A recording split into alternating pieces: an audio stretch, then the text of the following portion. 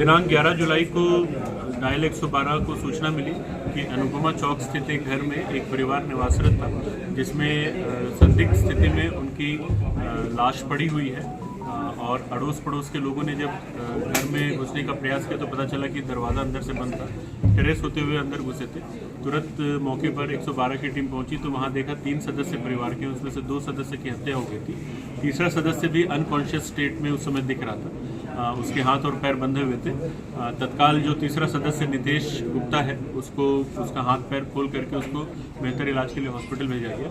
बाकी जो परिवार के 2 सदस्य थे, जिसमें गायत्री गुप्ता और उसका बड़ा बेटा उनका नीलेश गुप्ता, ये दोनों की बॉडी वहाँ पर पड़ी हुई थी। लहूलुहान बॉडी थी, जिसमें सर पे चोट के निशान दिख रहे थे। तत्काल फॉरेंसिक की टीम बुलाई गई। सारे अधिकारी वहाँ पहुँच करके उन्होंने मौके का और आसपास के स्थल का मुआयना किया। तत्काल ही 4 अलग अलग टीमें बना करके सभी एंगल्स पे विवेचना चालू कर दी गई। इसी बीच जब नितेश गुप्ता को हॉस्पिटल में जब उसकी स्थिति पता की गई तो पता चला कि वो बेहतर है और बात करने की स्थिति में, तो तत्काल उसका बयान लिया गया। जब उससे शुरुआती बयान लिया गया तो कुछ चीज़ें, कुछ ऐसी डाउटफुल चीज़ें उसके बयान में पता चली। फिर 2-3 बार अलग अलग बयान लेने पर उसने अपना बयान बार बार बदला, थोड़ा विरोधाभास आया उसके बयान में। सारी चीज़ों पे काम करने के बाद सीसीटीवी के फुटेज देखना, सीडीआर एनालिसिस करना, आस पड़ोस के लोगों से बातचीत करना, सबसे बयान लेकर के फिर हम लोगों ने एक पुख्ता जानकारी हासिल की इन परिवार के बारे में और पिछले कुछ दिनों की इनकी परिस्थिति के बारे में। और फिर उसके बाद नितेश गुप्ता जो एकमात्र सर्वाइवर था, उससे पूरी बातों के बारे में बातचीत करके कुछ क्रॉस क्वेश्चनिंग किया तो फिर उसने फाइनली अपना अपराध कबूल कर लिया।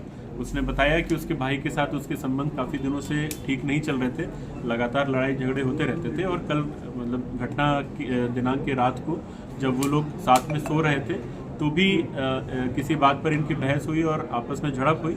झड़प के दौरान आवेश में आकर के इसने तवा उठा करके भाई के ऊपर हमला कर दिया और हमला करने से भाई घायल हो गया। इसी दौरान इनकी मदर आई, मदर को भी इसने उसी बर्तन से मारा, वो भी घायल हो गई। फिर दोनों को बाद में स्ट्रैंगुलेट करके इसने उन दोनों की हत्या कर दी।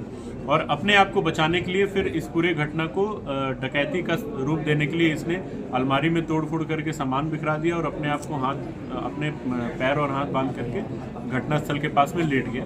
जब इसे दूसरे दिन बयान लिया गया था तो इसने कुछ काल्पनिक घटना बताई थी, जिसमें इसने बताया था कि 4 लोग नकाबपोश लोग आकर के ऐसी पूरी घटना करके गए। इससे पूरी सीन ऑफ क्राइम का भी पूरा मुआयना कराया गया और जो भी बातें इसने बोली थी उसको कोरोबरेट किया गया है। सारे एविडेंस, साक्ष्य जो है वो घटनास्थल से निकाल लिए गए हैं और अब आरोपी को न्यायिक रिमांड पर भेजा है। सर, बड़ी वजह क्या लगी? इसका कहना है दोनों के भाइयों के बीच में विवाद चल रहा था। बड़ा भाई क्योंकि शादी भी नहीं कर रहा था, जिसके कारण इसकी शादी नहीं हो पा रही थी। साथ साथ बिजनेस में भी थोड़ा इसको नुकसान था। बड़े भाई से ये उम्मीद करता था कुछ फाइनेंशियल सपोर्ट का, वो भी इसको नहीं मिल रहा था।